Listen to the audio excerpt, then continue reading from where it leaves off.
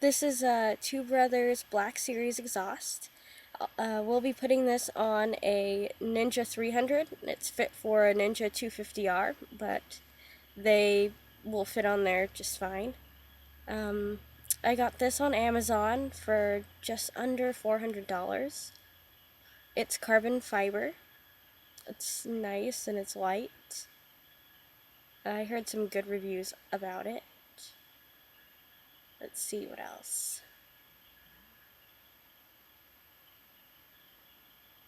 Um, in the box, there are some Two Brothers Racing decals, miscellaneous parts for installation,